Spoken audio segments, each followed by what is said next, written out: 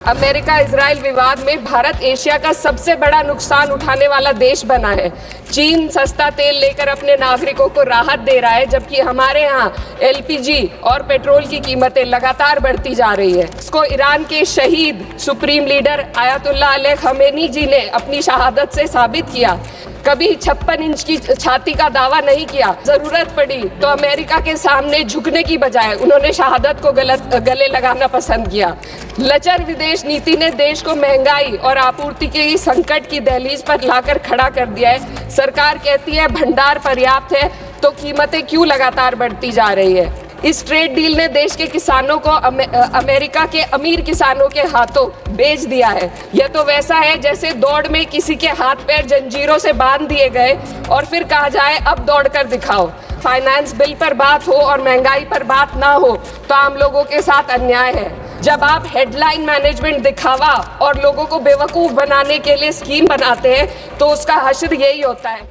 खमनई की 86 साल की उम्र पीएम मोदी के 56 इंच सीने पर भारी है। इकरा हसन ने ऐसा क्यों कहा? सरकार के दो ब्लंडर क्या हैं जिस पर बात रखकर इकरा ने सीधे तौर पर कह दिया भारत के पास समस्याओं का अंबार आ चुका है। दोस्तों, सपा सांसद इकरा हसन सदन में एक अलग ही अंदाज में दिखी। उन्होंने 86 साल के एक नेता का जिक्र कर 56 इंच के उस सीने पर बड़ा प्रहार किया जिसका गुणगान अक्सर भाजपाई करते रहते हैं। 56 इंच सीने का जिक्र कर बीजेपी नेता से लेकर कार्यकर्ता और अंधभक्त प्रधानमंत्री मोदी के लिए किया करते हैं। अब इकरा हसन ने बीजेपी सांसदों के बीच उन्हीं के प्रिय नेता पीएम मोदी की ओर से किए गए दो ब्लंडर पर अपनी बात रख बगले झांकने के लिए मजबूर कर दिया। नमस्कार दोस्तों, मैं हूं प्रवीण सानी। कैराना सीट से समाजवादी पार्टी की लोकसभा सांसद इकरा हसन ने सदन की चर्चा में हिस्सा लिया। इस चर्चा में इकरा ने सरकार की विदेश नीति के धागे खोल दिए। बीजेपी अपनी सरकार की विदेश नीति पर जो अब तक डंका पीट रही थी उसकी पूरी तरह से हवा निकाल दी। इकरा ने जो कहा उससे ऐसा लगा कि वो पीएम मोदी को कह रही हैं ईरान पर पूर्व सुप्रीमो लीडर जो अब इस दुनिया में नहीं रहे उनसे सीख लीजिए। आय बढ़ाने का कोई रोड मैप नहीं है। युवाओं की नौकरियों का सपना टूटता जा रहा है। अध्यक्ष महोदय, देश की अर्थव्यवस्था कई फैक्टर्स पर निर्भर करती है। हाल के दिनों में सरकार ने दो बड़े ब्लंडर किए हैं जिनका बोझ आम जनता को उठाना पड़ रहा है। एक हमारी यूएस के साथ जो ट्रेड डील है और दूसरा विदेश नीति में अमेरिका के सामने जो हमारा आत्मसमर्पण है। खाड़ी क्षेत्र में कभी भारत का रुख स्वतंत्र और संतुलित था, लेकिन आज हमें दूसरों के संघर्ष में उलझकर नुकसान उठाना पड़ रहा है। ईरान अमेरिका इजराइल विवाद में भारत एशिया का सबसे बड़ा नुकसान उठाने वाला देश बना है। चीन सस्ता तेल लेकर अपने नागरिकों को राहत दे रहा है, जबकि हमारे यहाँ एलपीजी और पेट्रोल की कीमतें लगातार बढ़ती जा रही है। ईरान जैसे पुराने मित्र के कठिन समय में हम खुलकर समर्थन नहीं कर सके और आज गैस आपूर्ति के लिए बार बार अनुरोध करना पड़ रहा है। विदेश नीति साहस और स्पष्टता से चलती है। इसको ईरान के शहीद supreme leader Ayatollah Ali Khamenei ji ने अपनी शहादत से साबित किया। 36 साल की उम्र के लीडर ने कभी 56 इंच की छाती का दावा नहीं किया, बल्कि जब जरूरत पड़ी तो अमेरिका के सामने झुकने की बजाय उन्होंने शहादत को गले लगाना पसंद किया। लचर विदेश नीति ने देश को महंगाई और आपूर्ति के संकट की दहलीज पर लाकर खड़ा कर दिया है। सरकार कहती है भंडार पर्याप्त है, तो कीमतें क्यों लगातार बढ़ती जा रही है। अमेरिका के साथ जो हाल है वह व्यापार समझौता भी यही बताता है। आज भारत अमेरिका के साथ $40 बिलियन का ट्रेड सरप्लस रखता है, लेकिन इस समझौते के बाद हमें हर साल $100 बिलियन का आयात करना पड़ेगा। इससे सरप्लस घाटे में बदल जाएगा। इस ट्रेड डील ने देश के किसानों को अमेरिका के अमीर किसानों के हाथों बेच दिया है। अगर ट्रेड डील करनी ही थी तो पहले देश के किसानों को अमेरिकी किसानों की तरह भारी सब्सिडी देते, उन्हें तैयार करते और फिर ट्रेड डील करते।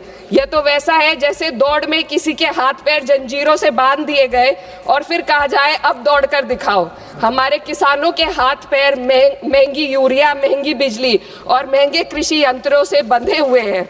अध्यक्ष महोदय, फाइनेंस बिल पर बात हो और महंगाई पर बात ना हो तो आम लोगों के साथ अन्याय है। आम आदमी के लिए रोजमर्रा के खर्चे महंगे होते जा रहे हैं। एलपीजी, स्वास्थ्य और शिक्षा की महंगाई सबसे अधिक है। सरकार 2025 में महंगाई को 1.7% बताती है। सर 2 मिनट बस कंक्लूड कर रहे हैं। लेकिन मेडिकल महंगाई 14% है, ये एशिया में सबसे ज्यादा है। और शिक्षा की महंगाई 12% तक पहुंच गई है। कई परिवार अपनी आय का आधे से ज्यादा हिस्सा सिर्फ एक बच्चे को पढ़ाने के लिए या उसकी विवाह करने के लिए खर्च करने पर मजबूर है। पिछले बजट में वित्त मंत्री ने एम्प्लॉयमेंट लिंक्ड इंसेंटिव स्कीम की घोषणा की थी। उम्मीद थी इससे 4 करोड़ नौकरियां बढ़ेंगी। 2 लाख करोड़ का बजट भी दिया गया, लेकिन ये योजना एक भी युवा को नौकरी देने में असफल रही। इसी तरीके से पीएम इंटर्नशिप स्कीम का हाल भी यही है। 1.6 लाख का ऑफर दिया गया। Sir 2 minute. 16,000 युवाओं ने ज्वाइन किया, आधे से ज्यादा बीच में छोड़कर चले गए और अंत में सिर्फ 95 युवाओं को नौकरी मिली। सरकार ने चुपचाप इसका बजट 95% घटा दिया। जब आप हेडलाइन मैनेजमेंट, दिखावा और लोगों को बेवकूफ बनाने के लिए स्कीम बनाते हैं तो उसका हश्र यही होता है। मैं अंत में किसानों की बात करना चाहती हूँ। ग्रामीण विकास और कृषि कल्याण पर देश की पीढ़ी आबादी निर्भर है। इस मंत्रालय का पिछले वर्ष का बजट सरकार खर्च ही नहीं कर पाई। 53,000 करोड़ ग्रामीण विकास और 7,000 करोड़ कृषि कल्याण के लिए बेकार पड़ा रहा। गांव, किसान और मजदूर मदद की उम्मीद कर रहे थे, लेकिन सरकार हाथ पैर बांधे बैठी रही।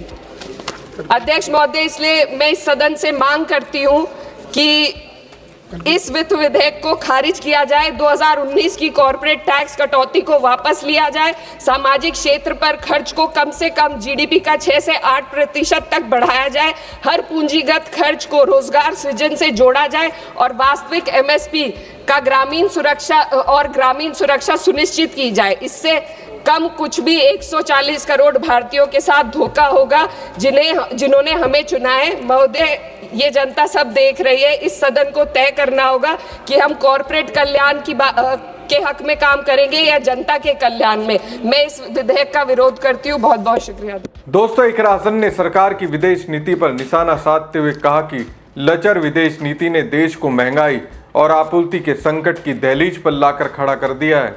सरकार कहती है कि भंडार पर्याप्त है, तो कीमतें लगातार क्यों बढ़ती जा रही हैं? विदेश नीति साहस और स्पष्टता से चलती है। इसको ईरान के शहीद सुप्रीम लीडर खामनेई ने अपनी शहादत से साबित कर दिया। कभी 56 इंच की छाती का दावा नहीं किया, बल्कि जब जरूरत पड़ी तो अमेरिका के सामने झुकने की बजाय शहादत को गले लगाना पसंद किया। इकरा हसन ने दावा किया कि हाल के दिनों में सरकार ने 2 बड़े ब्लंडर किए हैं, जिसका बोझ आम जनता को उठाना पड़ रहा है। यूएस के साथ ट्रेड डील और अमेरिका के सामने आत्मसमर्पण किया। उन्होंने कहा कि खाड़ी क्षेत्र में कभी भारत का रुख स्वतंत्र और संतुलित था, लेकिन आज हम दूसरों के संघर्ष में उलझकर नुकसान उठा रहे हैं।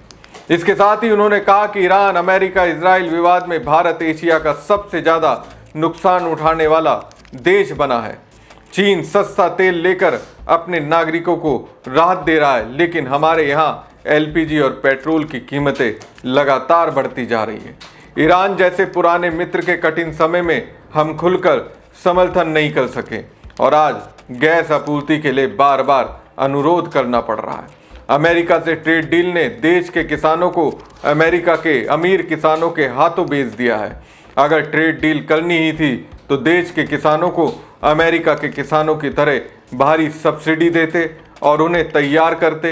ये तो ऐसा है जैसे दौड़ में किसी के हाथ पैर को जंजीर से बांध दिया जाए और फिर कहा जाए कि अब दौड़ कर दिखाओ।